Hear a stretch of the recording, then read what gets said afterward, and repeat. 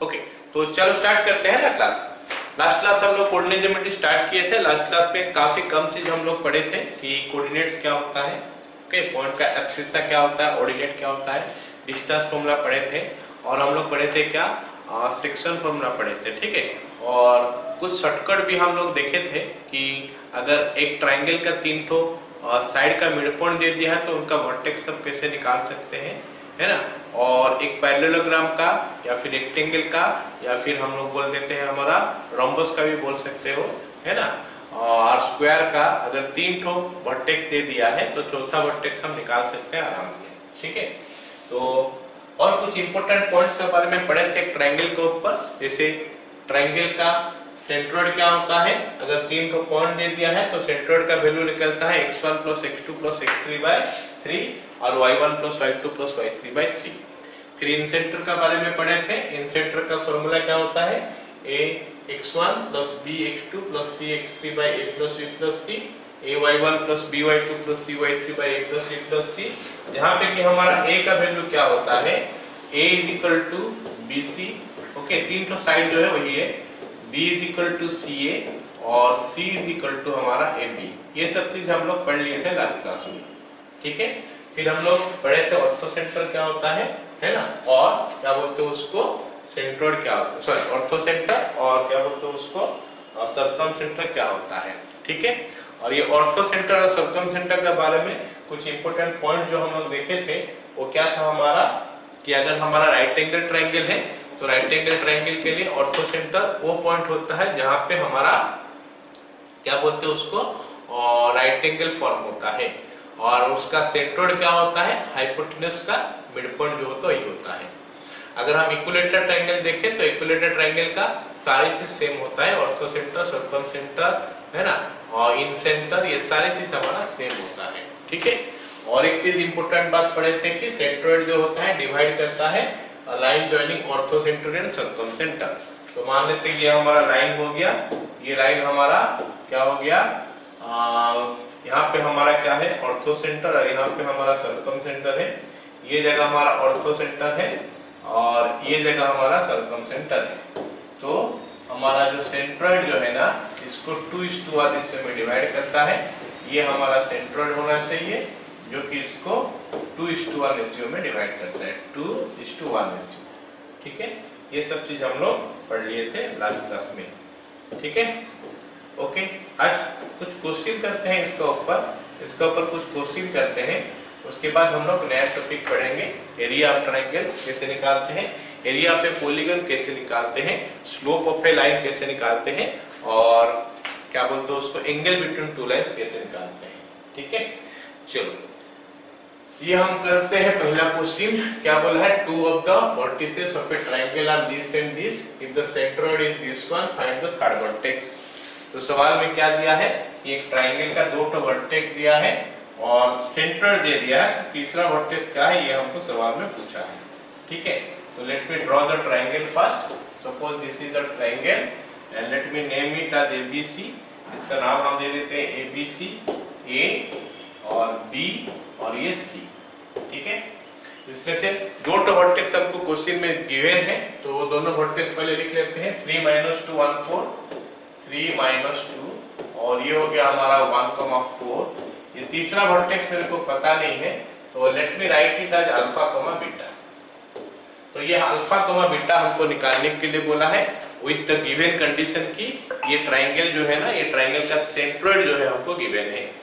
ये ट्रायंगल का सेंट्रोइड हमको कितना गिवन है, 1, 0, ठीक है। तो centroid of the triangle is 1, 0। Centroid of the triangle is equal to 1, 0। ये सेंट्रोइड ऑफ द ट्रायंगल। लेकिन सेंट्रोइड निकालने का हमको तरीका आता है, x1 + x2 + x3/3। Also centroid जो हम निकालेंगे अपना फॉर्मूला का हिसाब से, तो क्या निकलेगा, 3 + 1 + अल्फा by 3, और ये हो गया हमारा क्या, -2 + 4 + बीटा by 3। ये हमारा आ गया। And this on simplification is giving you what 4 plus alpha by 3 और ये हमारा आ गया क्या 2 प्लस बीटा बाय 3। तो ये हमारा सेंट्रोइड निकल गया। तो पहले से हमको सेंट्रोइड दे रखा है, लेकिन हम जो फॉर्मूला जानते थे उसको यूज करके भी सेंट्रोइड निकाले। इसका मतलब ये कोऑर्डिनेट और ये कोऑर्डिनेट दोनों सेम होना चाहिए। तो अगर उनको इक्वेट कर लेते हैं, देयरफॉर हम लिख सकते हैं therefore 1 is equal to 4 plus alpha by 3 या फिर 4 प्लस अल्फा का वैल्यू हो गया 3 और अल्फा का वैल्यू हो गया हमारा -1। ऐसे ही 0 is equal to 2 plus beta by 3, तो यहां से मिल गया हमको 2 plus beta is equal to 0, तो बीटा का वैल्यू हो गया हमारा -2। तो अल्फा मिल गया, बीटा मिल गया, मतलब थर्ड वर्टेक्स जो है C वो मिल गया हमको -1, -2। Therefore C is equal to -1, -2। तो ये हमारा थर्ड वर्टेक्स जो मिल गया। ओके,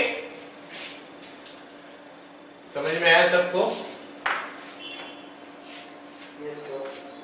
अगला सवाल हमको क्या दिया है कि एक ट्रायंगल है, उसका ट्रायंगल का एक साइड का मिड पॉइंट दे दिया है हमको और साथ में क्या दिया है कि सेंट्रोइड गिवन। तो बताया है कि वो जो साइड का मिड पॉइंट दिया है उसका क्या बोलते हैं उसको सामने वाला जो वर्टेक्स है वो सामने वाला वर्टेक्स का कोऑर्डिनेट निकाल के बताओ। तो चलो थोड़ा देखने का कोशिश करते, विजुअलाइज करते हैं क्वेश्चन में क्या दिया है कि ये हमारा ट्रायंगल हो गया, ये ट्रायंगल का ये हमारा मिड पॉइंट हो गया। सपोज ये साइड का मिड पॉइंट हमको दे दिया है सवाल में, कितना दिया हमको 1, -4 और क्या दिया है कि ट्रायंगल का सेंट्रोइड जो है ना वो दे दिया है। ट्रायंगल का सेंट्रोइड जो है वो दिया है कितना हमको 3,5। तो सेंट्रोइड हम कैसे निकालते हैं? Mid point of the intersection points. तो एक medians intersection point of the medians होता है ना, तो एक मीडियन ड्रॉ करते हैं इसका ऑपोजिट वर्टेक्स से, ये साइड का ऑपोजिट में ये वर्टेक्स है, तो इसमें से हम एक मीडियन ड्रॉ करते हैं। तो ये हमारा मीडियन हो गया, अरे हाँ सीधा हो रहा है, ठीक है चलो छोड़ो, ये हमारा मीडियन हो गया।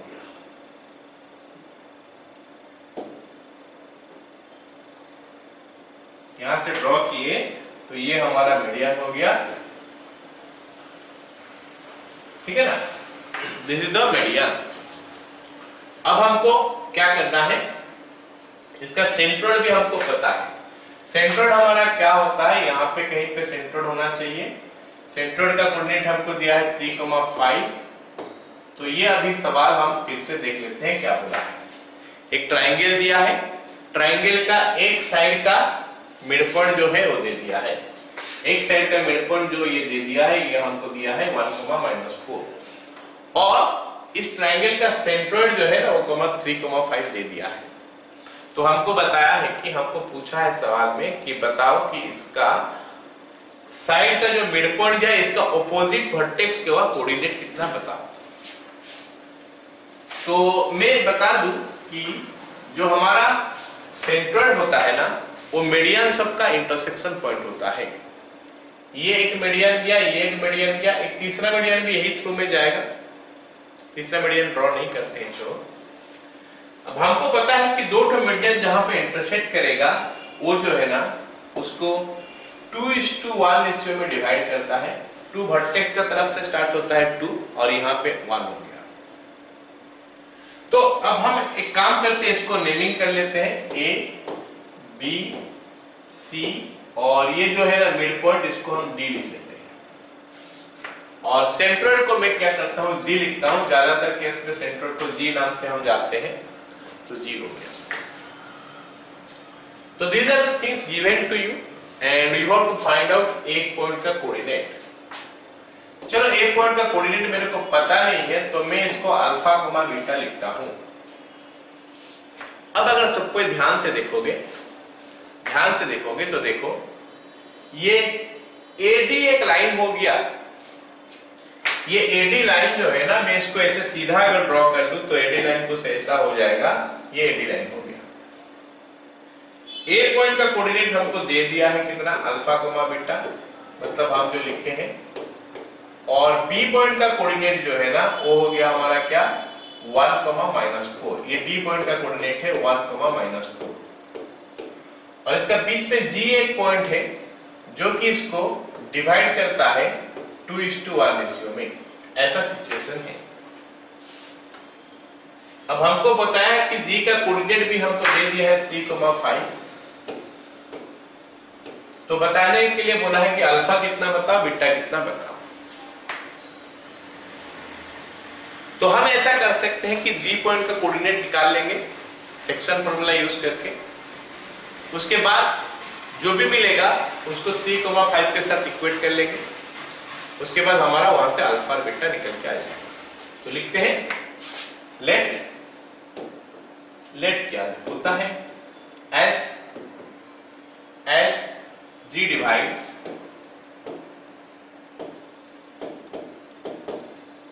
AB in a ratio 2:1,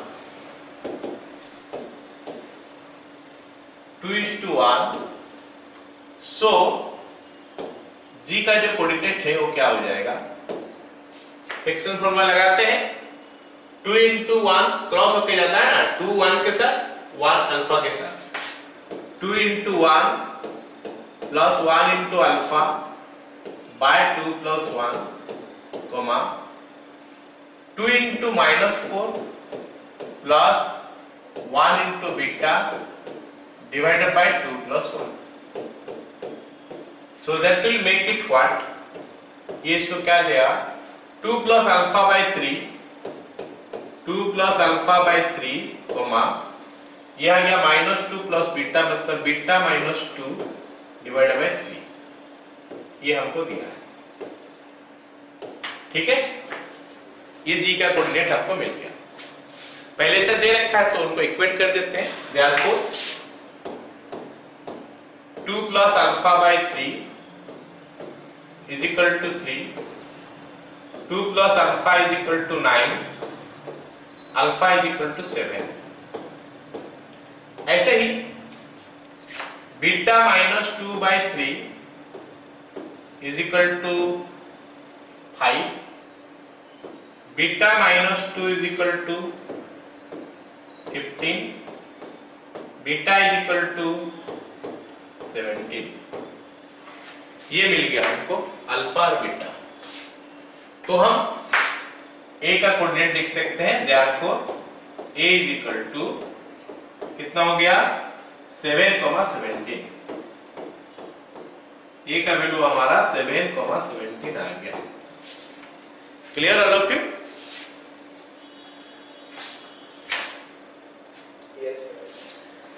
चलो फिर अगला सवाल देखते हैं। अगला सवाल हमको क्या बोला है, देखो बोला है कि find the incenter of a triangle which vertices are this.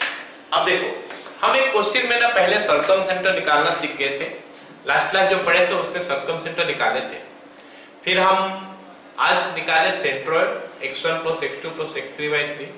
अभी हम देखते हैं इंसेंटर निकालते हैं, उसके फॉर्मूला तो हम देख लिए, तो उसका इंसेंटर निकालने का कोशिश करते हैं। ठीक है, इंसेंटर कैसे निकलेगा हम देखते हैं कि पहले फॉर्मूला जो है उसका यूज कैसे होगा देखते हैं। तो ये ट्रायंगल हो गया, हमको दिया है, ये ट्रायंगल का तीनों वर्टेक्स हमको दे दिया है ए बी सी। ए का वैल्यू हमारा हो गया कितना, -36,7, -36,7, ये ए का वैल्यू है। बी का वैल्यू दे दिया हमको 20,7, और सी का वैल्यू दे दिया है 0,-8, 0,-8। ये हमको ए बी और सी तीनों वैल्यू दे दिया है। ठीक है, हमको बोला है कि वैल्यू इसका इंसेंटर क्या है निकाल के बताओ। तो जो a होता है उसको हम लोग को x1 y1 मानना पड़ेगा, b होता है उसको x2 y2 मानना पड़ेगा, और c को हम x3 y3 मानेंगे। हमारे पास और कोई चॉइस नहीं है, हम फॉर्मूला वैसे ही लिखे हैं कि a को x1 y1, b को x2 y2 और c को x3 y3 मान के वो फॉर्मूला बनाए हैं। तो इसीलिए हमको ऐसे ही लिखना पड़ेगा। तो फॉर्मूला में क्या है, ax1 + bx2 + cx3, ये फॉर्मूला है। सेंट्रोइड का जो फॉर्मूला है, सेंट्रोइड इज इक्वल टू, ये सॉरी इन सेंटर, सेंट्रोइड नहीं है, इन सेंटर। इन सेंटर जो फॉर्मूला है वो फॉर्मूला क्या हो गया, ax1 + bx2 + cx3 divided by a + b + c, और साथ में ay1 + by2 + cy3 bye a + b + c, ऐसा है। ये हमारा इन सेंटर का फॉर्मूला है। तो a निकालते हैं, b निकालते हैं, c निकालते हैं। x1 y1, x2 y2 और x3 y3 ये हमको दे रखा है, खाली a b c निकालते हैं, है ना। a कैसे निकलेगा, a is your bc, हम ऑलरेडी पढ़ चुके हैं कि a is bc है, a is equal to bc। bc कैसे निकालेंगे, b पॉइंट का कोऑर्डिनेट दिया है, c पॉइंट का कोऑर्डिनेट दिया है, तो हम डिस्टेंस फॉर्मूला डालेंगे तो निकल जाएगा। क्या आ रहा है, 20 - 0 होल स्क्वायर, 20 - 0 20 होता है, होल स्क्वायर हो गया हमारा 400 प्लस 7 माइनस ऑफ -8 मतलब +8, सो 15 का होल स्क्वायर होता है 225। तो ये हो गया हमारा कितना, 400 + 225 is 625 का root over, that gives me 25। मतलब a का वैल्यू जो है ना हमारा 25 आ गया, ये वैल्यू हमारा 25 आ गया। अब हम b निकालते हैं, a हो गया, अब हम b निकालते हैं। b इज इक्वल टू हमारा ac होता है, ac कैसे निकालेंगे, a point given, c point given, तो ac निकालते हैं। तो ये बन गया हमारा -36 का स्क्वायर, और वहां पे हमारा कितना बन रहा है, 7 + 8, फिर से 15 का स्क्वायर आ गया, इसका रूट ओवर। अब -36 का स्क्वायर, 36 का स्क्वायर एक ही बात होता है, दैट इज 1296 प्लस ये हमारा फिर से 225 होगा, इसका root over. So that is giving me what, कितना आ रहा है ये कितना आ रहा है, 1200, ये 200, 1400, ओके 1400, फिर हो गया कितना ये 1415 in fact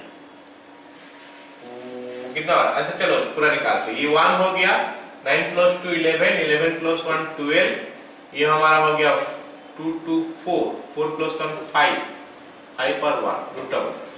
so that is coming 1521, I think इसका रूट ओवर 41 आएगा, है ना, चेक कर सकते हो।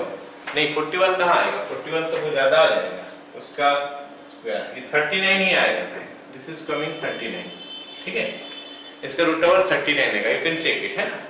अच्छा c निकालते हैं अभी, c इज इक्वल टू क्या हो जाएगा, ab कैसे निकालेंगे, ये a है ये b है, तो -36 -20 या फिर 20 - 36 कर लेंगे तो 20 + 36 का होल स्क्वायर आ जाएगा, प्लस 7 - 7 का होल स्क्वायर आएगा, तो ये बन गया हमारा कितना 56। सो a मिल गया, b मिल गया, c मिल गया। सेंट्रोइड का फॉर्मूला हम लिख चुके हैं, अप्लाई करते हैं तो निकल जाएगा।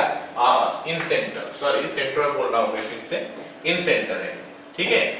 तो हमारा इन सेंटर क्या हो जाएगा फिर, incenter is equal to a × x1, a हो गया हमारा 25 × x1 है हमारा 36, 25 × -36 प्लस b हमारा आ जाएगा हमारा कितना 39 × x2 हमारा 20 हो गया, प्लस c हमारा 56 है, इंटू x3 हमारा 0 है, फुल डिवाइडेड बाय नीचे हमारा आ गया क्या 25 प्लस 39 प्लस 56 कॉमा, अभी ये x कोऑर्डिनेट मिल गया, अभी y कोऑर्डिनेट निकालते हैं, a into h2 नहीं y1, so that is your a आ गया हमारा 25 into y1 हमारा 7 है, प्लस b हमारा कितना है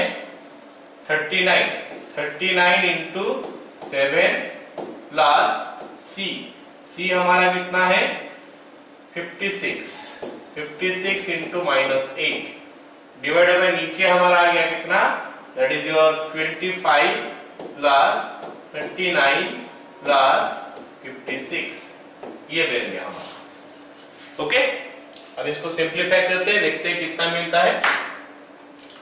25 into 36 कितना होता है, ये तो 0 हो गया, 39 ये 780, तो दिस इज कमिंग 780 और ये आ रहा है 25 into 36, तो मेरे को लगता है it is coming 900 I think, 25 into 4 yes 900 minus 780 it is coming 120 जो कि -120 हो रहा है, so this gives me -120 divided by नीचे भी हमको लगता है कितना आ रहा है 50 50 100 और ये हो गया हमारा कितना 120 आ रहा है, कॉमा यहाँ पे भी नीचे 120 होना चाहिए, ऊपर हमको कैलकुलेशन करके देखना पड़ेगा कितना आ रहा है, ठीक है। 39 इंटू ये हो गया 175, अच्छा चलो 7 है दोनों में से कॉमन ले लेते हैं, 7 कॉमन लेने से 35 और 39 है ये, दैट इज कमिंग व्हाट, चलो जो भी होगा देख लेना भाई इसको, इसके बाद इसका आंसर जो है ना आ गया -1 comma I think it is coming something, जो भी आएगा check it and write the answer. Okay, let us not waste time on this calculation. Okay, चलो अगला सवाल देखते हैं। अगला सवाल हमको बोला है क्या, फाइंड द सर्कमसेंटर एंड ऑर्थोसेंटर। ये क्वेश्चन में हमको दो चीज पूछ लिया एक साथ, कि इसका सर्कमसेंटर कितना बताओ और ऑर्थोसेंटर कितना बताओ। ऐसे अगर देखोगे तो सर्कमसेंटर निकाल तो हम चुके हैं पहले, है ना, सर्कमसेंटर हम पहले भी निकाल चुके हैं, तो ये क्वेश्चन में फिर से हमको सर्कमसेंटर पूछा है तो उस मेथड में हम निकाल सकते हैं, लेकिन ये क्वेश्चन जो है ना थोड़ा ध्यान से देखना है, क्योंकि ऑर्थोसेंटर निकालने का तरीका अभी तक हमारे पास है नहीं, जब तक हम लाइन का इक्वेशन नहीं पढ़ेंगे ऑर्थोसेंटर नहीं निकाल सकते हैं। It's not so easy text for this particular case. अगर हम देखेंगे ऑर्थोसेंटर निकालने का ये जो फॉर्मूला हमारे पास है ऑर्थोसेंटर निकालने का, x1 into sin 2a then sorry circumcenter निकालने का, ऑर्थोसेंटर यहाँ पे है ना, x1 into tan a plus x2 into tan b etcetera. तो यहाँ पे एंगल ABC तो हमारे पास पता नहीं है, तो it's not so easy to find this by using this formula, तो हमको इसको निकालने का अलग तरीका इस्तेमाल करना पड़ेगा, लेकिन उसके लिए हमको क्या हो गया, लाइन का इक्वेशन जो है वो पढ़ना पड़ेगा। तो दैट इज व्हाई ऑर्थोसेंटर फिलहाल हम निकाल नहीं सकते हैं, लाइन का इक्वेशन पढ़ेंगे, उसमें एक लाइन के साथ दूसरी लाइन परपेंडिकुलर होगा तो उसमें कैसे निकालेंगे, फिर पॉइंट ऑफ इंटरसेक्शन कैसे निकालते हैं, वो सारी चीज अगर हम पढ़ लेंगे तो फिर ऑर्थोसेंटर निकाल सकते हैं। तो फिर यहाँ पे ये क्वेश्चन में क्यों दिया है, क्योंकि ये क्वेश्चन में हमको शॉर्टकट का यूज करना पड़ेगा, ठीक है। चलो देख लेते हैं कि सवाल हमको कैसे निकालने के लिए बोल रहे हैं यहाँ पे, मतलब कैसे निकलेगा, मतलब ये राइट एंगल ट्रायंगल ही होना चाहिए। देखते हैं, तो यहाँ पे एक तो कोऑर्डिनेट दिया है। अच्छा एक मिनट में बता दूं एक चीज, तो अगर हमारा ये एक्स एक्सिस है, ये वाई एक्सिस है ना, कोई भी लाइन अगर पैरेलल टू एक्स एक्सिस हम ड्रॉ करेंगे ना, कुछ ऐसा मान लेते हैं, लाइन ड्रॉ कर रहा हूं मैं parallel to X axis, you see this line जो एक्स एक्सिस से सेम हाइट पे है, मतलब इस लाइन का ना वाई का वैल्यू हमेशा सेम होगा, इस लाइन के ऊपर वाई का वैल्यू कुछ भी ले लो वो हमेशा सेम होता है। मतलब अगर दो तो पॉइंट है उसमें y का वैल्यू सेम है तो वो हॉरिजॉन्टल लाइन है, मतलब ऑर्डिनेट सेम है दोनों पॉइंट का, तो वो हॉरिजॉन्टल लाइन है। ऐसे अगर दो पॉइंट का x सेम है तो वो वर्टिकल लाइन है, मतलब कुछ ऐसा आएगा, ये लाइन के लिए x हमेशा सेम होगा। ये हमारा x एक्सिस हो गया, ये हमारा y एक्सिस हो गया, दिस इज x एक्सिस, ये हमारा x एक्सिस है और ये हमारा y एक्सिस है, ठीक है। तो x एक्सिस को पैरेलल करके एक लाइन लोगे ना तो उसमें हमेशा y का वैल्यू सेम होता है। मतलब अगर ऑर्डिनेट सेम है बहुत सारे पॉइंट का, वो सारे पॉइंट एक हॉरिजॉन्टल लाइन में रहता है। ऐसे अगर एब्सिसा सेम है बहुत सारे पॉइंट का, वो सारे पॉइंट एक तो वर्टिकल लाइन के ऊपर रहता है। तो अब देखते हैं कि ये जो पॉइंट 3 तो दिया है ट्रायंगल बनाने के लिए, वो कौन कौन सा पॉइंट है। देखो एक पॉइंट 2 1 है, 2 1 हम ये पॉइंट को मान लेते हैं। सपोज ये पॉइंट 2 1 है हमारा, ये पॉइंट हमारा 2 1 है। और एक पॉइंट क्या है ना 2 7 है। 2 7 बोलने से हमारा इसमें क्या है x सेम है तो y अलग है, तो x मतलब वर्टिकल लाइन के ऊपर रहेगा। 2x 2 रहेगा, y का वैल्यू 7 होगा तो मतलब ऊपर चढ़ जाएगा। ये पॉइंट जो है ना 2 7 है। और क्या बोलते हैं, एक पॉइंट कितना है बताओ, यहाँ पे देखो 1 1 है, मतलब x1 और y1। तो x1 y1 बोलने से वो पॉइंट कहाँ पे आएगा, x का वैल्यू 1 y का वैल्यू 1 यहाँ पे कहीं पे आएगा। तो ये जो है ना यही ट्रायंगल हमको बोला है, ये 1 1 है। तो हमको ये ट्रायंगल के बारे में बोला है, दिस इज द ट्रायंगल। ये जो ट्रायंगल हमको दिखाई दिया, ये ट्रायंगल के बारे में बोला है। ये ट्रायंगल का निकालने के लिए बोल रहा है हमको क्या, ऑर्थोसेंटर और सर्कमसेंटर। तो ऑर्थोसेंटर ऑफकोर्स ये पॉइंट हो गया, क्योंकि जहां पे राइट एंगल फॉर्म होता है वही ऑर्थोसेंटर होता है। तो हमारा इसका ऑर्थोसेंटर जो है ना इज इक्वल टू 2 1 हो गया। और इसका सर्कमसेंटर क्या है, क्योंकि ये राइट एंगल ट्रायंगल है तो इसका सर्कमसेंटर जो है ना mid point of the hypotenuse हो जाएगा। तो इसमें हाइपोटेनस कौन है, ये हाइपोटेनस है, इसका मिड पॉइंट हो जाएगा। मतलब 1 + 2/3, 1 + 2/2 in fact, then 1 + 7/2, that makes it what, 3/2 and then 4।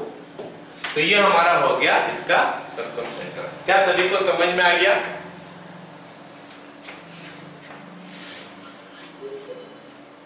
तो मतलब हम लोग देखो ट्रायंगल का जो डिफरेंट पॉइंट्स है वो पॉइंट्स सब हम लोग पढ़ लिए क्या क्या होता है।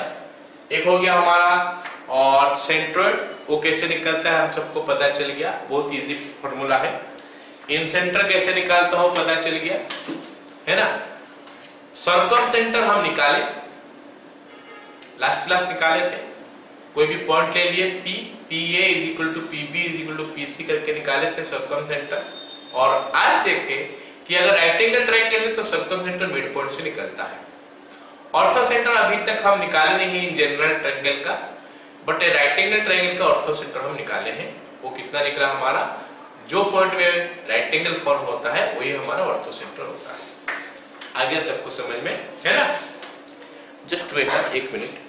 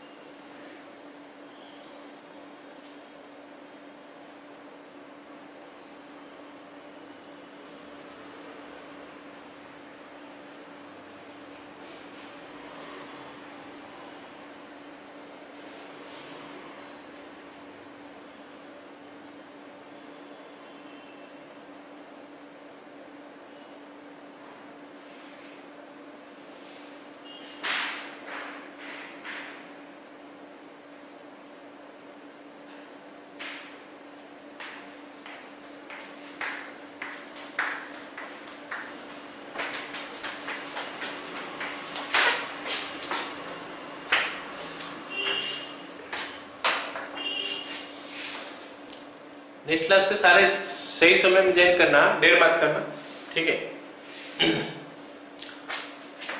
ओके, तो क्या area of triangle, collinearity, slope of A line, angle between two lines, condition for parallel and perpendicular.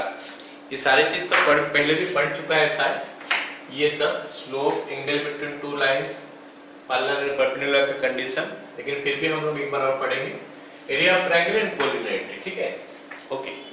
तो एक ट्रायंगल का एरिया, अभी हम लोग ट्रायंगल का एरिया बोलने से क्या होता है, half into base into height जानते हैं हम लोग। एक ट्रायंगल का एरिया का formula half into base into height, but वो ज्योमेट्री में होता था, है ना। अब हम यहाँ का कोऑर्डिनेट ज्योमेट्री पढ़ रहे हैं, तो कोऑर्डिनेट ज्योमेट्री में अगर हम half into base into height करेंगे तो उसी को ही अप्लाई करके भी हम लोग सिंप्लीफाई करके निकालेंगे, तो we are getting this one. ये जैसे मान लेते हैं एक ट्रायंगल हो गया, है ना। ये ट्रायंगल हमारा ABC ट्रायंगल है, this triangle is ABC suppose.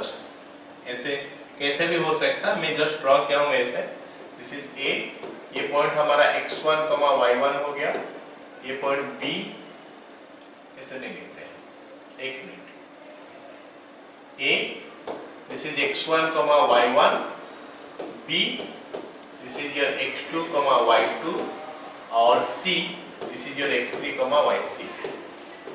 अगर एक ट्रायंगल का हमारे पास 3 पॉइंट दे दिया है, एक ट्रायंगल का 3 वर्टेक्स का कोऑर्डिनेट दे दिया है, तो हम उसको एरिया कैसे निकालेंगे, bye using this formula, half into x1 into, देखो कैसे निकलता है, x1 into y2 minus y3, मतलब बाहर x रहेगा अंदर y रहेगा, और कैसे चलेगा 1 2 3, उसके बाद 2 3 1, उसके बाद 3 1 2, तो x1 into y2 minus y3 plus x2, बाहर x है अंदर y है, y1 minus y2 plus x3 into y1 minus y2।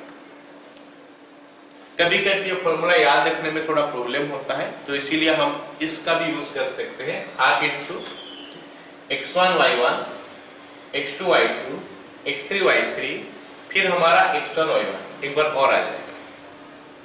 हम इसका यूज कैसे करेंगे, इसका वैल्यू कैसे निकालेंगे मैं बताऊंगा, थोड़ा देर वेट कर लो। ये हमारा आ गया फॉर्मूला, लेकिन ये फॉर्मूला में हम जब निकालेंगे ना वैल्यू, कभी कभी ये पॉजिटिव आ सकता है, कभी कभी नेगेटिव आ सकता है। पॉजिटिव आ गया तो ठीक है, अगर नेगेटिव आ गया तो उसका मॉड लेना है एरिया निकालने के लिए। इसीलिए area of triangle formed by the vertices this and this is delta का मॉड में लिखा हूं। मॉड मतलब नेगेटिव को पॉजिटिव करता है, जहां पे कि delta is your this value.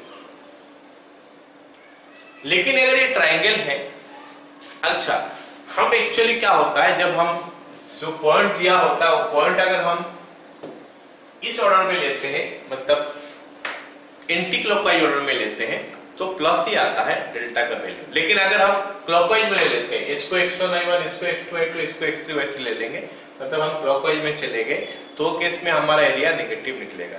But should not worry about that one, उसका ऊपर इतना ध्यान अभी नहीं देने से चलेगा। लेकिन इतना तो पक्का है कि हम एक ऑर्डर में ही जाते हैं, जब हम लेते हैं तो ऑर्डर में ही जाते हैं। ट्रायंगल के लिए तो कोई दिक्कत नहीं है, कैसे भी जाओ ऑर्डर में आ ही जाता है। लेकिन अगर क्वाड्रिलेटरल है, पेंटागन है, एक्सेट्रा है, तो उसका इन ऑर्डर ही हमको जाना पड़ता है कोऑर्डिनेट्स जब लिखते हैं। x1 y1 फिर x2 y2, ऐसे नहीं कि x1 y1 यहां से, सॉरी ऐसा नहीं कि यहां से x1 y1 लेंगे, यहां से x2 y2 लेंगे, यहां से x3 y3 लेंगे, यहां से x4 y4 लेंगे, ऐसे तो नहीं ले सकते। हमको x1 y1, x2 y2, x3 y3, x4 y4 ऐसे लेना पड़ेगा, या फिर x1 y1, x2 y2, x3 y3, x4 y4 ऐसा लेना पड़ेगा। एक ऑर्डर में हमको जाना पड़ेगा, सो दैट हमको मतलब यही चीज हम जानते हैं कि ऐसे ही हमको लेना पड़ता है पॉइंट जब भी हमको लेना है, ठीक है। एनीवे, तो ये बन गया हमारा ट्रायंगल का एरिया का फॉर्मूला।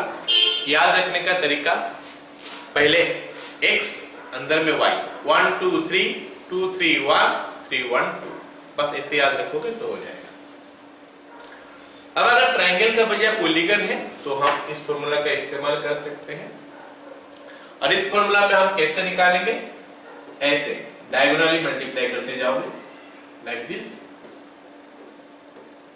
तो ये येलो वाला जो चल रहा है ये सब प्लस में होगा, मतलब x1 into y2 plus x2 into y3 plus x3 into ऐसे करके करके जाओगे।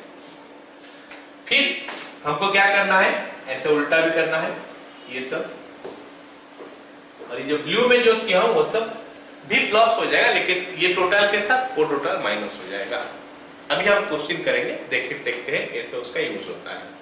ठीक है, तो ये हो गया हमारा एरिया ऑफ ट्राइंगल का फॉर्मूला, एरिया ऑफ पॉलीगन का फॉर्मूला। निकालते हैं सवाल करते हैं ना। बोला है कि find the area of A triangle formed by the vertices this and this. तो एक ट्राइंगल दिया है, उसका 3 वर्टेक्स दे दिया है और बोला है कि उसका एरिया निकाल के बताओ क्या है। ओके, चलो देखते हैं क्या निकलेगा एरिया। तो हम क्या करेंगे, पहले इसमें लिख लेते हैं कोऑर्डिनेट, सबको नाम दे देते हैं। x1 y1 हो गया हमारा क्या 1,3, x2 y2 हमारा कितना हो गया 4,-5, और x3 y3 कितना हो गया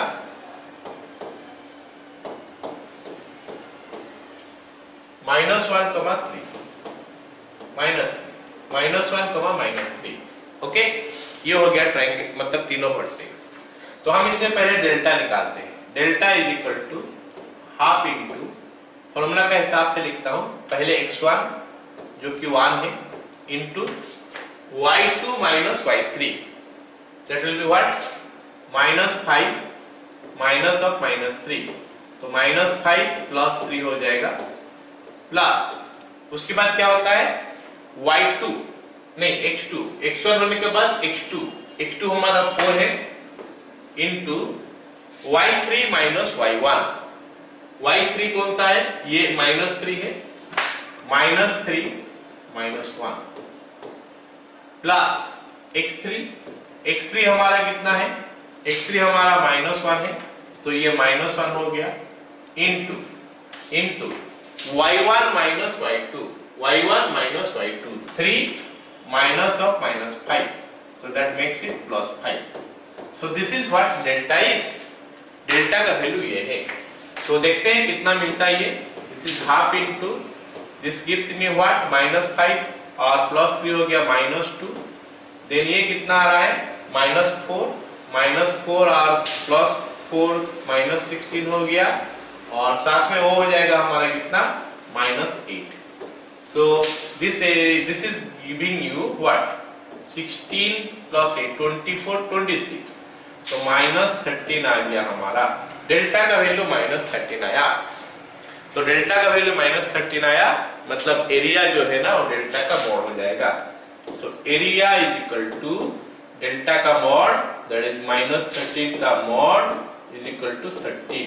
ये हमारा एरिया हो गया 13 स्क्वायर यूनिट। क्या सबको समझ में आ गया?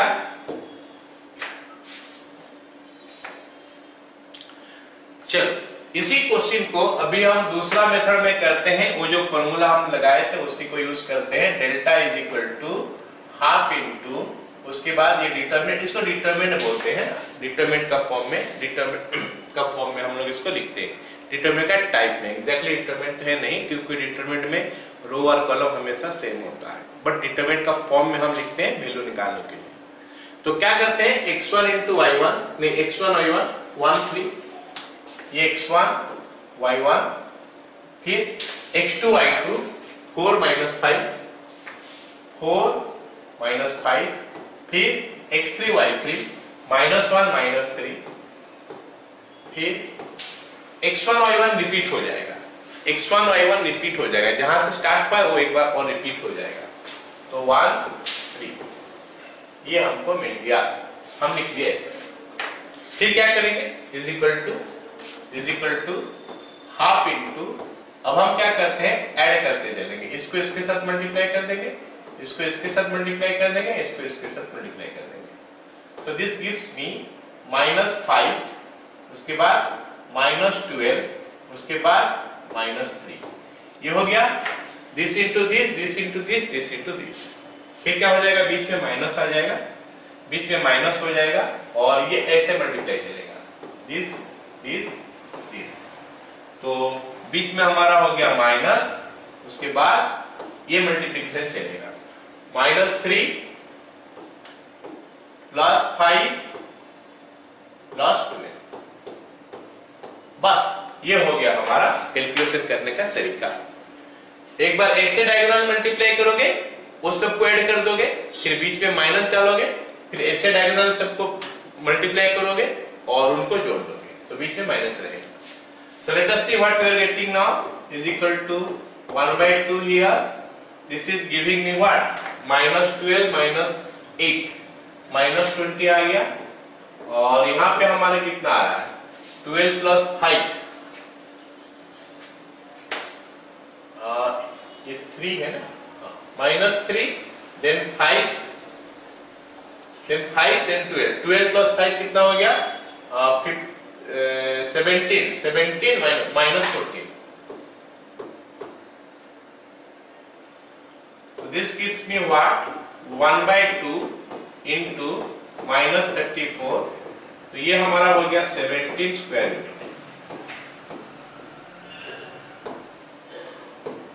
डेल्टा का वैल्यू 17। तो हम कुछ कैलकुलेशन यहाँ पे गड़बड़ कर दिए हैं क्या, या तो यहाँ पे या फिर वहां पे 1 3 4 - 5 -1 -3 then 1 3, तो 1 into -5 + 3 -2 हो गया, फिर +4 into -3, अच्छा ये -3 होगा यहाँ पे, ये हो जाएगा में y3 - y1 हो जाएगा -3, -3 होने से ये हो जाएगा हमारा -24, तो ये 17, मतलब यहाँ पे भी 17 आ गया और यहाँ पे भी 17 आ गया। ठीक है, तो कैलकुलेशन मिस्टेक हो सकता है, इससे करोगे ठीक। एनीवे, तो हम देखें कि दोनों मेथड में हमारा आंसर सेम आया। ओके, तो हम क्या करेंगे, किसी भी मेथड को अप्लाई कर सकते हैं निकालने के लिए वैल्यू।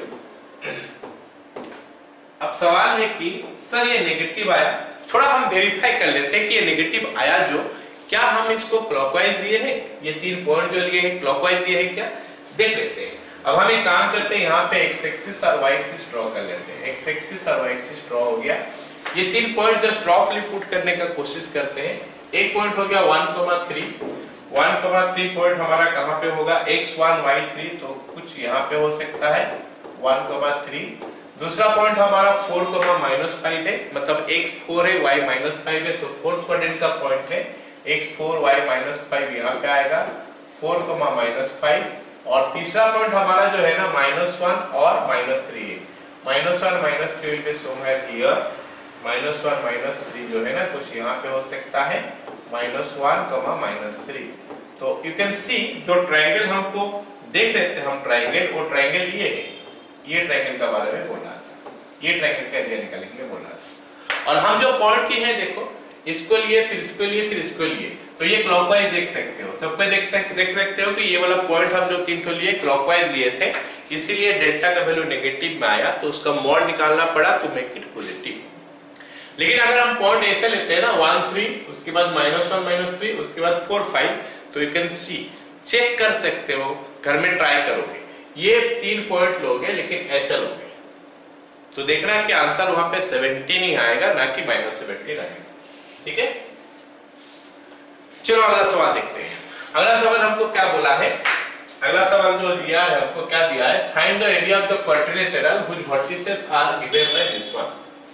ऐसे वर्टिसेस दिया है, तो हमको निकालने के लिए बोला है एरिया ऑफ द क्वाड्रिलेटरल।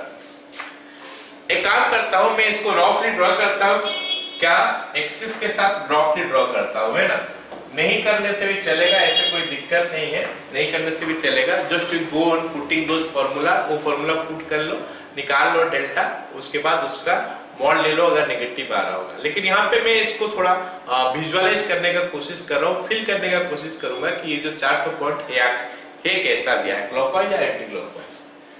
तो ये -4 -1 है, पहले -4 -1 हमारा कुछ यहाँ पे हो सकता है -4 -1, ये -4, -1 है। दूसरा पॉइंट क्या है 1, -3, x1 है y -3 है। कुछ यहाँ पे हो सकता है 1, -3। तो ये एंटीक्लॉकवाइज ही चल रहा है। फिर हमारा फर्स्ट पीरियड का पॉइंट आ गया 3, 5, x 3 है y 5 है, कुछ यहाँ पे हो सकता है 3, 5, रफली ड्रॉ कर रहे हैं।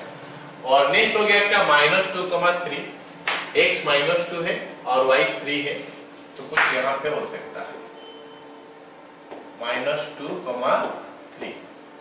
मतलब हमको जो क्वाड्रिलेटरल दिया है ना, वो क्वाड्रिलेटरल हमारा ऐसा है। हो गया? फिर ये ज्वाइन हो गया और फिर ये ज्वाइन हो गया। ये क्वाड्रिलेटरल हमको बोला है। इस क्वाड्रिलेटरल का निकालने के लिए बोला है एरिया। तो मैं इसको नेमिंग कर देता हूं ABCD। तो हमको दिखाई दे रहा है कि ये एंटीक्लॉकवाइज जा रहा है, मतलब यहाँ पे सीधा सीधा एरिया पॉजिटिव आ जाना चाहिए। ठीक है, देखते हैं। Area is equal to half into determinant का फॉर्म में लिखते हैं। अच्छा, कभी कभी ना उसको हॉरिजॉन्टल लाइन रख के वर्टिकली भी लिखते हैं।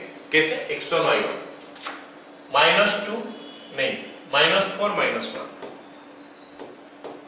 फिर x2 y2 1 -3, फिर x3 y3, x3 y3 कितना हो गया 3 5, फिर x4 y4 -2 और 3, और फिर उसके बाद रिपीट हो गया जो यहां से शुरू हुआ था -4 -1। तो या तो उसको हॉरिजॉन्टली लिखो या फिर वर्टिकली लिखो, दोनों में ही ये काम करता है, मतलब सेम है दोनों में। उसके बाद हम लोग क्या करते हैं, मल्टीप्लाई करते हैं। कैसे? इसको इसके साथ, इसको इसके साथ, इसको इसके साथ, इसको इसके साथ। ठीक है, 1 2 3 4 5 है ना। चलो अब देखते हैं कि इसका वैल्यू क्या निकलता है। Is equal to half into क्या निकलेगा 12 प्लस 5 प्लस 9 प्लस 2, ये आ गया इधर, फिर माइनस ले लो। उसके बाद हमको क्या करना पड़ेगा, उल्टा डायरेक्शन में जाना पड़ेगा, ऐसा।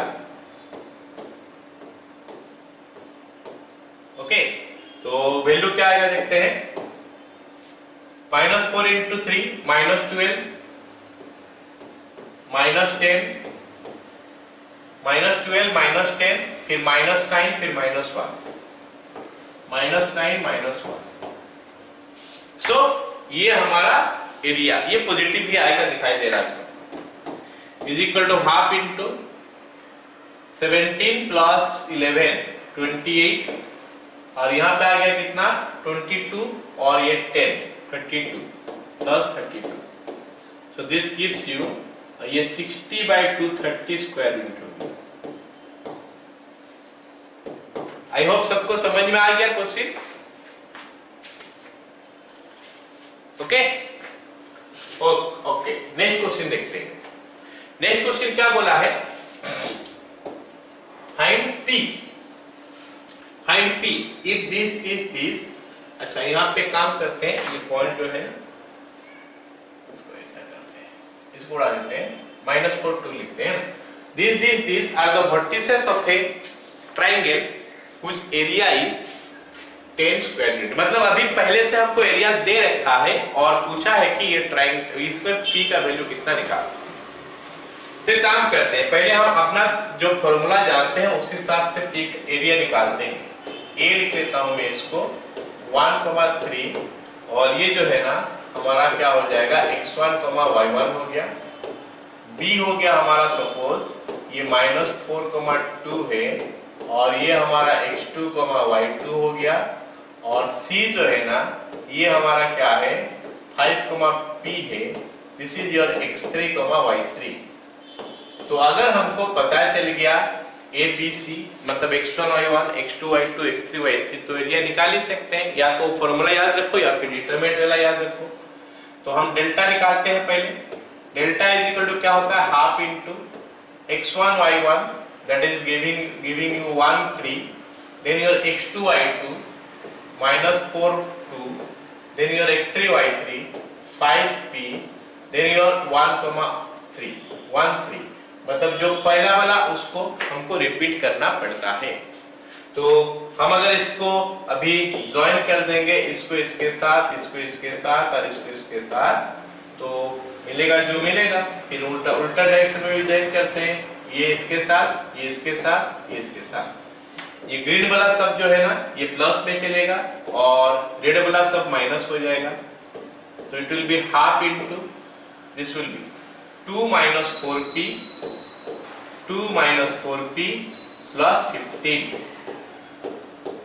माइनस, अब ये कितना हो जाएगा बताओ, ये p plus 10 minus 12, p plus 10 minus 12, okay? This gives you what? Half into, what is it? ये 17 minus 4p, 17 minus 4p, उसके बाद ये यहाँ पे माइनस p आया, minus -2 plus 2, so which gives me what? Half into 17 plus 2 हो गया 19, 19 minus 5p। I think सबको समझ में आ गया यहाँ तक? ये हमारा डेल्टा है। अब प्रॉब्लम क्या है कि डेल्टा में ना नंबर नहीं है, इसमें p का फॉर्म में है, तो मैं नहीं जानता हूं कि ये पॉजिटिव होगा या नेगेटिव होगा।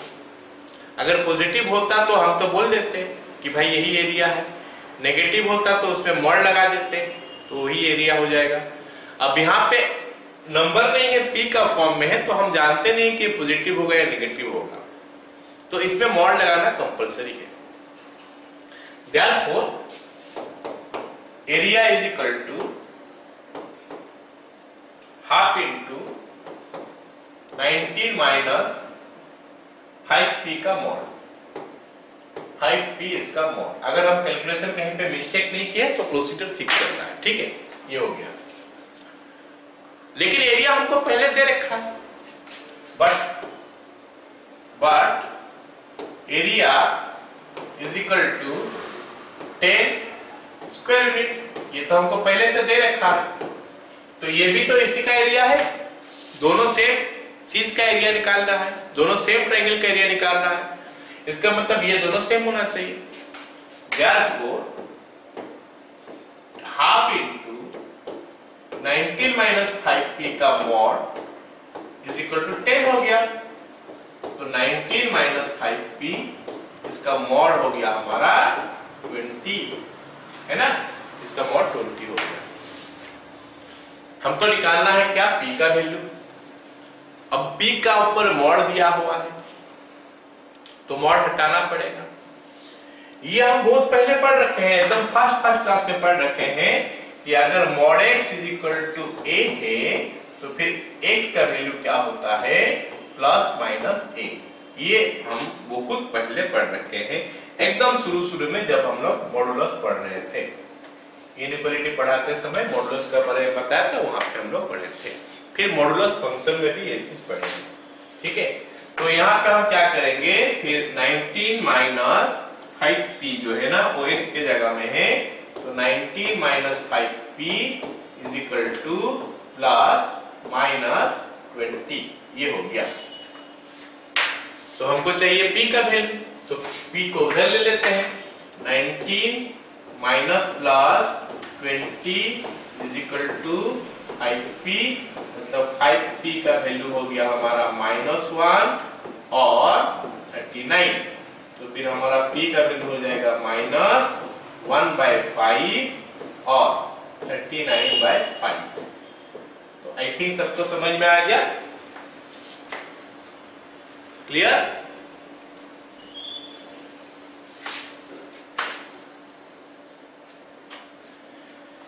चलो अगला चीज पढ़ते हैं, कोलिनियरिटी।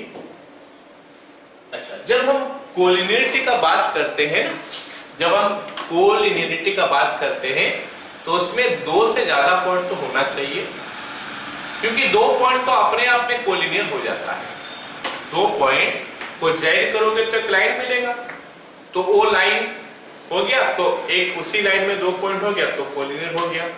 तो ये तो बेईमानी है कि दो पॉइंट कोलिनियर है कि नहीं टेस्ट करना, क्योंकि ये तो हमेशा होता ही है दो पॉइंट। अब तीसरा पॉइंट उनका ऊपर है कि नहीं वो जानना है। हम मान लेते हैं हम क्या किए कि एक लाइन ड्रॉ किए, हम एक लाइन ड्रॉ कर रहे हैं कुछ ऐसा, ये लाइन ड्रॉ हुआ, तो इस लाइन का ऊपर 2 पॉइंट है, या फिर ऐसा सोच लो कि हमारे पास 2 पॉइंट था, एक पॉइंट यहाँ पे था, एक पॉइंट यहाँ पे था। ये पॉइंट हमारा x1, y1 था और ये पॉइंट हमारा x2, y2 था। तो ये दोनों को ज्वाइन किए तो एक लाइन मिल गया, ऑब्वियसली मिलेगा, ये दोनों कहीं पे भी हो, यहाँ पे यहाँ पे होने से भी ज्वाइन करोगे तो लाइन मिलेगा। तो 2 पॉइंट तो हमेशा एक लाइन के ऊपर रहेगा ही। तीसरा पॉइंट हो सकता है यहाँ पे है, तो अगर तीसरा पॉइंट यहाँ पे है हम क्या बोलेंगे, कोलिनियर नहीं है। तीसरा पॉइंट अगर यहाँ पे तो हम बोलेंगे कोलिनियर नहीं है। अच्छा, अगर कोलिनियर नहीं है तो ट्रायंगल बनेगा, अगर कोलिनियर नहीं है तो ट्रायंगल बनेगा, चाहे छोटा चाहे बड़ा तो ट्रायंगल तो बनेगा। अब ट्रायंगल बनेगा तो ट्रायंगल का तो एरिया होता है, ट्रायंगल का एरिया होता है ना, मतलब एरिया कुछ ना कुछ मिलेगा। लेकिन सोचो कि ये तीसरा पॉइंट जो है ना, ये तीसरा पॉइंट जो है हमारा, तीसरा पॉइंट यहां पे है नहीं, इसी का ऊपर है, तीसरा पॉइंट इस लाइन का ऊपर है, तो ट्रायंगल बनेगा नहीं, और ट्रायंगल नहीं बनेगा तो एरिया विल बी 0। अब हम मन ही मन में 3 पॉइंट सोच लेते हैं, डेल्टा नहीं, x1 y1, x2 y2, x3 y3, ऐसा नहीं सोचते हैं, ऐसा नहीं सोचते हैं। सोच लेते हैं कि 3 पॉइंट अलग अलग जगह में है, ट्रायंगल बन रहा है। हम क्या किया, फॉर्मूला पुट कर लिया डेल्टा का, मतलब एरिया निकालने का, डेल्टा निकाल दिया और हमको क्या मिला कि डेल्टा का वैल्यू 0 आ गया। अच्छा, डेल्टा का वैल्यू 0 आ गया मतलब एरिया 0 आ गया, ऐसा कैसे होगा? एक ट्रायंगल का एरिया तो 0 होगा ही नहीं, क्योंकि ट्रायंगल का एरिया 0 नहीं होगा मतलब ट्रायंगल नहीं बना होगा। ट्रायंगल नहीं बना है इसका मतलब वो 3 पॉइंट एक लाइन में होगा। सो 3 पॉइंट एक लाइन में है, उसका ये कंडीशन हो गया कि ट्रायंगल एरिया का ट्रायंगल जो है, सॉरी ट्रायंगल का जो एरिया है उसका वैल्यू 0 होगा। अब ट्रायंगल का एरिया का फॉर्मूला हम पढ़े हैं, ये इसको 0 कर दोगे तो क्या होगा, ये हाफ उड़ा देंगे, x1 into this one is equal to 0 हो जाएगा। So that is why we are getting this as the formula area of a triangle. Collinearity का condition, x1 into y2 minus y3 plus x2 into y3 minus y1 plus x3 into y1 minus y2। ये अगर 0 हो जाएगा हम बोल देंगे कि वो जो है ना वो ट्रायंगल वो 3 पॉइंट एक लाइन का ऊपर है। 3 point are collinear, 3 points are collinear, तो उसके लिए ये कंडीशन बनता है x1 into y2 minus y3 plus x2 into y3 minus y1 plus x3 into y1 minus y2 is equal to 0। ये is equal to 0 होना चाहिए। अगर ऐसा याद नहीं रहता है तो मैं बता दिया कि डिटरमिनेंट का फॉर्म में उसको याद रख सकते हो। आया समझ में? 3 पॉइंट एक, अच्छा क्या 3 पॉइंट एक लाइन में है, क्या और कोई दूसरा मेथड है सॉल्व करने का? डिस्टेंस फॉर्मूला भी एक तो है जिसमें वो सॉल्व कर सकते हैं। मान लेते हैं ये 3 पॉइंट एक लाइन का ऊपर है, A B C A B C A B C, तो हम देख सकते हैं कि A C plus B C is equal to A B हो रहा है। इसका मतलब हमको 3 पॉइंट दिया होगा ए बी और सी, तो हम ए बी निकाल देंगे, BC निकाल देंगे और AC निकाल देंगे डिस्टेंस फॉर्मूला यूज करके। तो अगर AB plus BC equal to AB हो गया तो हम बोलेंगे 3 पॉइंट कोलिनियर है। लेकिन क्या खाली वही सिचुएशन आएगा? नहीं, हमारे पास दूसरा सिचुएशन भी आ सकता है। हो सकता है कुछ ऐसा कि यहाँ पे A है, यहाँ पे B है और यहाँ पे C है। यहाँ पे A है, यहाँ पे B है, यहाँ पे C है। इस केस में क्या होगा? AB plus BC is equal to AC, ये होगा। और अगर ऐसा है तो B A C, तो इन दिस केस क्या होगा? AB plus AC is equal to BC। तो हमको पता नहीं होगा कि कौन सा सिचुएशन आएगा। अगर हम डिस्टेंस फॉर्मूला में करना चाहते हैं कि 3 पॉइंट एक लाइन का ऊपर है, तो हम AB BC AC निकाल देंगे। तो या तो ये बनेगा, या तो ये बनेगा, या तो ये बनेगा। ये तीनों में से कोई एक बनेगा। जो भी बनेगा तो भी हम बोल देंगे कि कोलिनियर है। और बीच में कौन सा पॉइंट होगा? इसमें जो नहीं होगा वो BC है, A नहीं है तो A बीच वाला पॉइंट है, AC है, B नहीं है तो B इस बीच में जो पॉइंट है वो वाला B। बस यही। तो कोलिनियरिटी प्रूव करने का दो तरीका हो गया, डिस्टेंस फार्मूला और एरिया ऑफ ट्रायंगल फार्मूला। एक और फार्मूला है, स्लोप पढ़ेंगे तो पता होगा। चलो देखते हैं अभी ये क्वेश्चन में हमको जो बोला है वो हम कैसे यूज निकालेंगे। बोला है कि फाइंड P if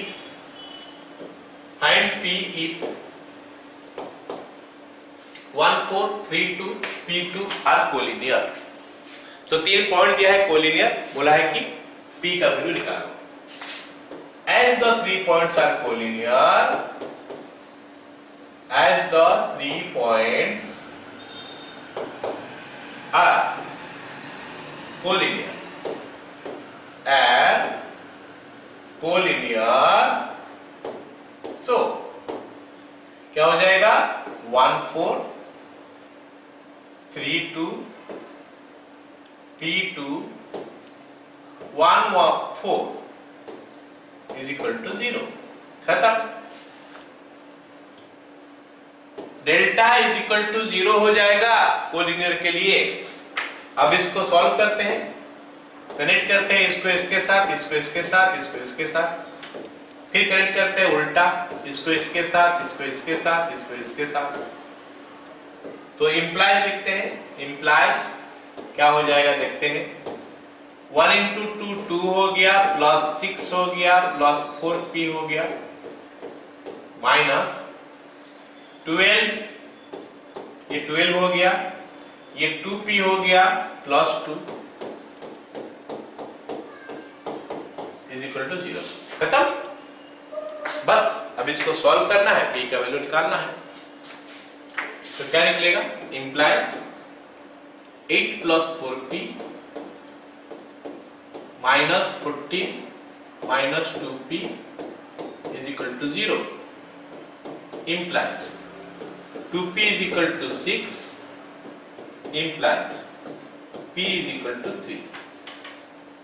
ठीक है, चेक द कैलकुलेशंस, इफ कहीं पे गलत हुआ होगा तो, but this is how will proceed. Collinear का ये कंडीशन हो गया। चलो अगला क्वेश्चन देखते हैं। अगला क्वेश्चन हमको बोला क्या है कि so that the line joining this and this shell pass through this and this. मतलब हमारे पास एक लाइन है, हमारे पास क्या है कि एक लाइन है, ऐसा एक लाइन है। ये लाइन जो है ना दो पॉइंट को ज्वाइन करके जा रहा है, ए बी और ए डैश बी डैश, इनको ज्वाइन करके जा रहा है। बोल रहे कि so that the line joining this and this shell pass through, ये पास करके जाएगा ये पॉइंट देके। ये पॉइंट क्या हो गया? a माइनस ए डैश और b माइनस बी डैश। तो स्टेटमेंट तो बोल रहा है एक तरह से कि ये दोनों को जॉइन करने से जो लाइन मिलेगा वो उसका थ्रू में पास करके जाएगा। इसका मतलब बोला कि स्टेटमेंट के ये 3 पॉइंट एक लाइन में है, तो ये दोनों को जॉइन करने से जो लाइन मिला वो इसका थ्रू में तब पास करेगा अगर ये 3 पॉइंट एक लाइन का ऊपर होगा। समझ में आया मेरे बात? The line through, the line joining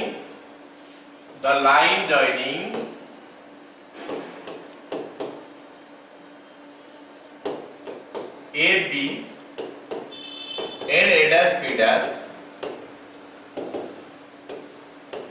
will pass through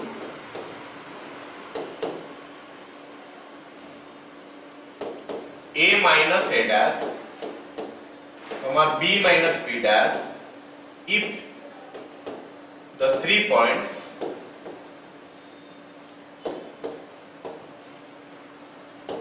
are collinear. 3 points are collinear. तो फिर कोलिनियरिटी का कंडीशन डाल देते हैं। कोलिनियरिटी का कंडीशन क्या होता है? ए बी लिख लेते हैं, ए बी, फिर A minus A dash, B minus B dash, फिर ए डैश बी डैश, फिर A B is equal to 0।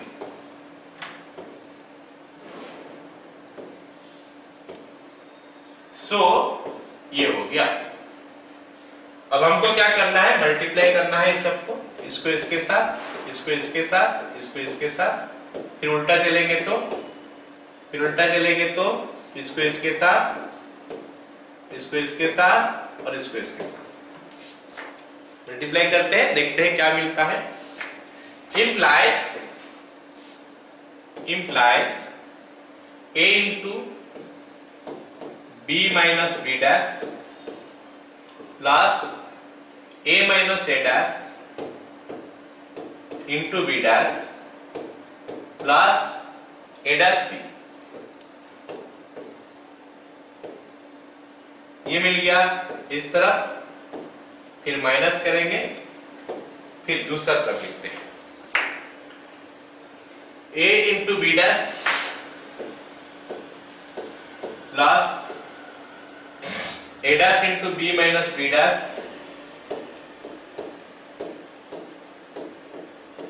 plus a minus a dash into b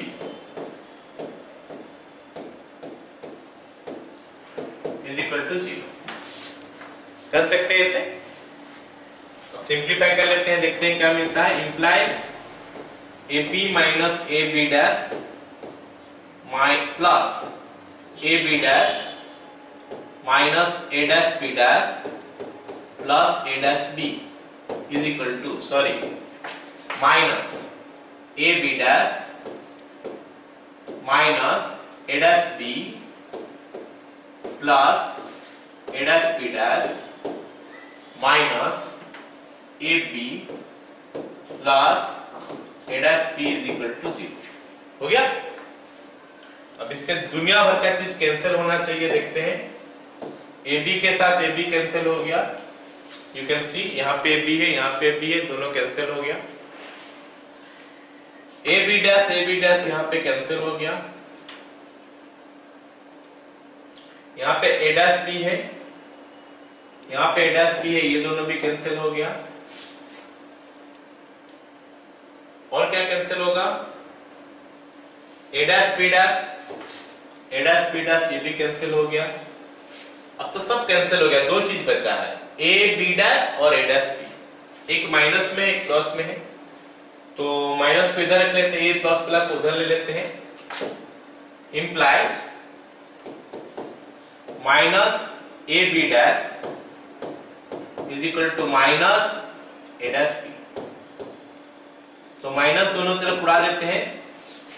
उसके बाद हमको क्या मिलेगा? प्रूव करने के लिए बोला a by a dash is equal to b by b dash। तो a by a dash is equal to b by b dash हो गया। a by a dash is equal to b by b dash। Clear? सबको समझ में आया ये चीज?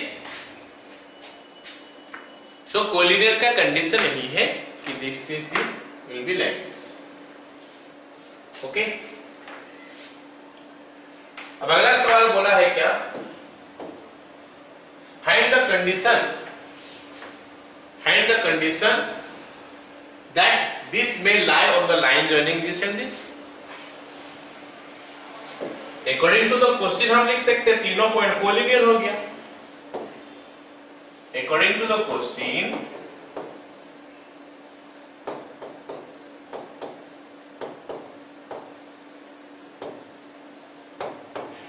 x, y 1, 2 and 5, -3 are collinear. तो यही हमारा बोल रहा है क्वेश्चन में ये 3 पॉइंट एक लाइन में है, ये दोनों को ज्वाइन करने से जो लाइन में है उसका ऊपर है, इसका मतलब ये 3 पॉइंट एक लाइन के ऊपर है। क्लियर? Therefore कंडीशन क्या होना चाहिए कि x y 1 2 5 -3 और फिर से x y जिससे स्टार्ट करोगे वो लास्ट में रखोगे इज इक्वल टू 0 होना चाहिए। अब इसको सॉल्व कर लेते हैं। हमको पता है कि कैसे किसके साथ क्या मल्टीप्लाई होता है, ये इसके साथ, ये इसके साथ, ये इसके साथ। फिर वापस चलोगे तो क्या होगा, ये इसके साथ, ये इसके साथ, ये इसके साथ। तो इंप्लाइज लिखते हैं, इंप्लाइज 2x -3 प्लस 5y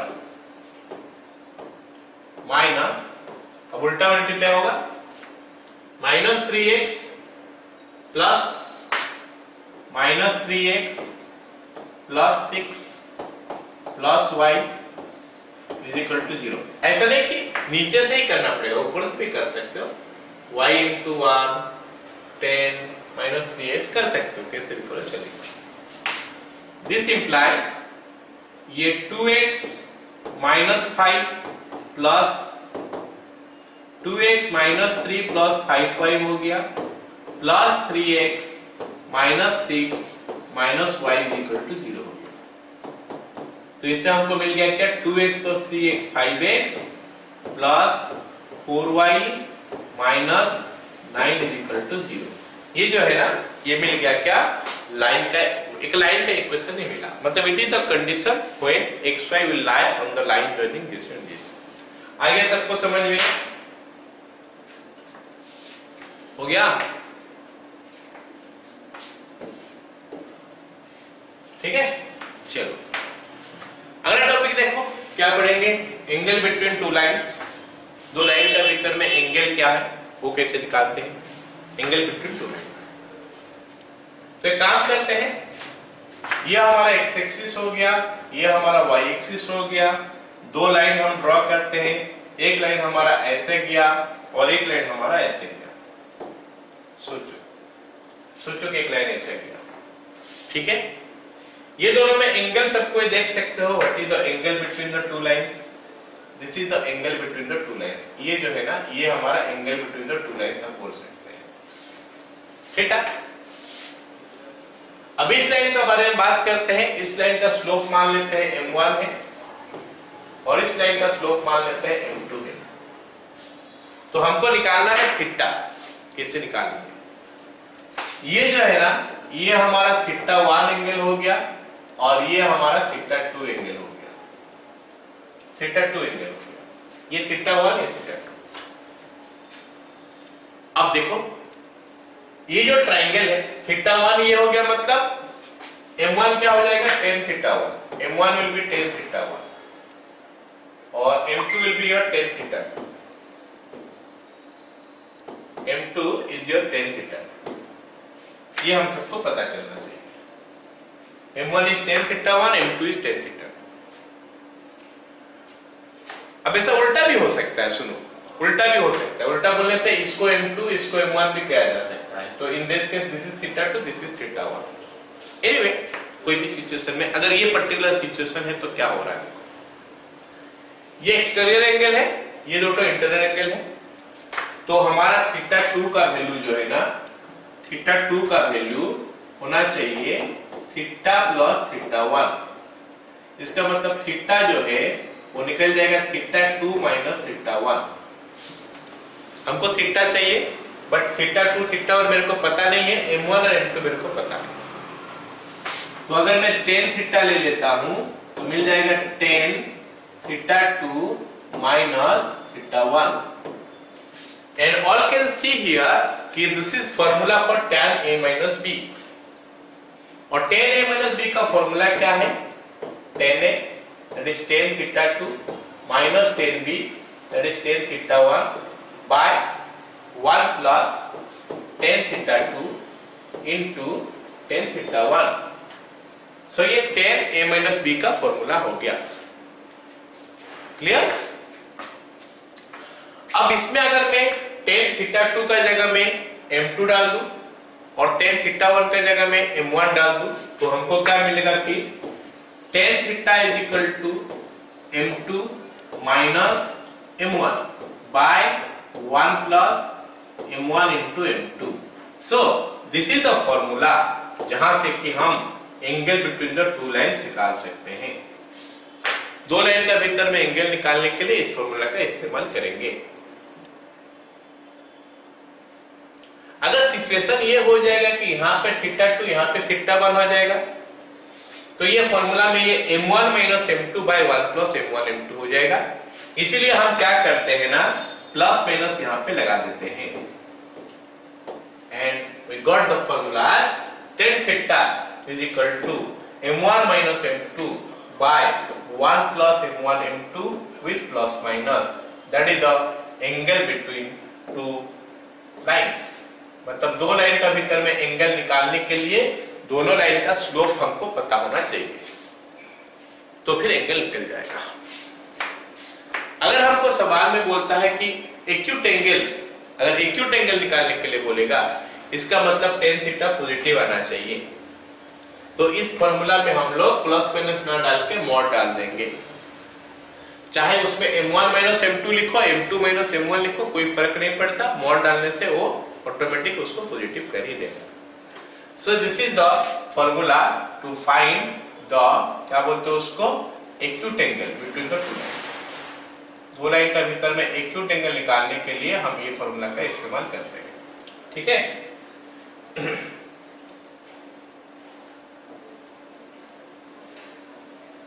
चलो, अब एंगल निकल गया, एक्यूट एंगल निकल गया। जब भी एंगल हम किसी भी जगह में, जब भी हम एंगल के बारे में पढ़ेंगे, फिर हमारा दिमाग में स्ट्राइक करेगा, अरे भाई परपेंडिकुलर होगा तो क्या होगा, पैरेलल होगा तो क्या होगा।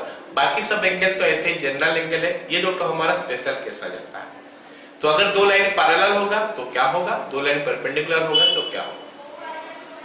तो अगर दो लाइन पैरेलल है, सुनो, अगर दो लाइन पैरेलल है तो थीटा 0 डिग्री होगा, tan थीटा tan 0 डिग्री होगा, tan 0 का वैल्यू 0 होता है, मतलब m2 minus m1 by this one is equal to 0। तो क्रॉस मल्टीप्लाई करोगे तो m2 minus m1 is equal to 0 हो जाएगा, इसमें से कि m2 is equal to m1 निकल के आ जाएगा। And here we got this as the formula. हमको एक फॉर्मूला मिल गया कि अगर m1 is equal to m2 है तो दो लाइन पैरेलल है। ऐसे ही अगर हम theta is equal to 90 degree डालेंगे तो ये tan 90 इनफाइनाइट हो जाएगा। इनफाइनाइट तब होता है जब राइट हैंड साइड का डिनोमिनेटर 0 होता है। तो डिनोमिनेटर अगर हमारा 0 हो गया तो हम क्या कर सकते हैं, m1 m2 plus 1 is equal to 0 या फिर m1 m2 is equal to -1। So this is the formula for perpendicular of two lines. दो लाइन परपेंडिकुलर होगा जब दोनों का स्लोप मल्टीप्लाई करोगे -1, पैरेलल होगा जब दोनों का स्लोप इक्वल होगा। स्लोप निकालने का तरीका क्या होता है, स्लोप निकालने का तरीका क्या होता है, ये तो पहले भी पढ़ चुके हो। स्लोप निकालने का तरीका क्या होता है, क्लास 9-10 में पढ़ा होगा, लेकिन फिर भी बता देता हूं हम स्लोप कैसे निकालते हैं। स्लोप ऑफ ए लाइन, एक लाइन का हम स्लोप कैसे निकालते हैं। स्लोप निकालने के लिए क्या चाहिए हमको, लाइन कितना एंगल करता है एक्स एक्सिस के साथ, वो हमको पता होना चाहिए। लाइन अगर एक्स एक्सिस के साथ थीटा एंगल करता है तो उसका स्लोप होता है m is equal to tan theta. If a line makes an angle theta with x-axis measured in anti-clockwise direction,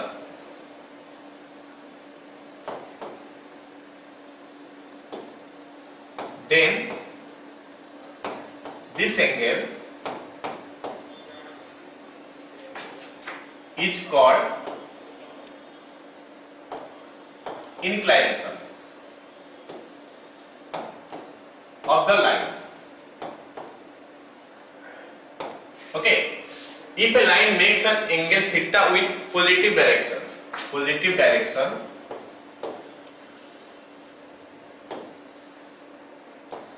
of x-axis measured in anti-clockwise direction, then this angle is called angle of inclination. कुछ ऐसा सोचो, ये हमारा x-axis और y-axis है, line हमारा ऐसा है, ठीक है. तो पॉजिटिव डायरेक्शन बोलने से जहां कट किया उसका राइट हैंड साइड, और एंटी क्लॉकवाइज मेजरमेंट बोलने से ऐसे, तो ये इंक्लिनेशन हो गया, इसको थीटा एंगल बोलते हैं.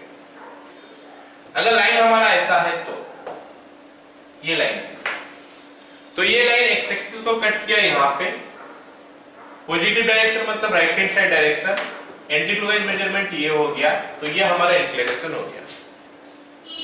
तो अगर ये इंक्लिनेशन है तो स्लोप क्या होता है? Slope is equal to m is equal to tan theta. तो स्लोप निकालने का तरीका ये हो गया. फर्स्ट, अगर इंक्लिनेशन दिया है तो उसमें से हम tan थीटा करेंगे तो हमारा स्लोप निकल के आ जाएगा. ये फर्स्ट तरीका है. और तरीका क्या है? अगर लाइन का ऊपर 2 पॉइंट दिया होगा तो, अगर लाइन का ऊपर 2 पॉइंट दिया होगा तो स्लोप निकल जाएगा. Okay, if x1 y1 and x2 y2 are 2 points on the line. अगर x1 y1 x2 y2 2 point है लाइन का ऊपर, तो फिर स्लोप क्या मिलेगा? Slope is equal to m is equal to y2 minus y1 by x2 minus x1. ये भी कर सकते हो, ये तो y1 minus y2 bye x1 minus x2, ये भी कर सकते हो. दोनों में से कोई भी करो चलेगा. तो ये दो फॉर्मूला हो गया हमारा क्या? स्लोप निकालने का. हमारे पास इंपॉर्टेंट लाइन एक दो तो है. क्या है? एक्स एक्सिस जिसका स्लोप 0 होता है, और एक्स एक्सिस के साथ जो पैरेलल होता है वो भी थीटा उसके लिए 0 होता है, तो उसका भी स्लोप 0 होता है. तो उसको हमको याद रखना है. स्लोप ऑफ एक्स एक्सिस और a line parallel to X axis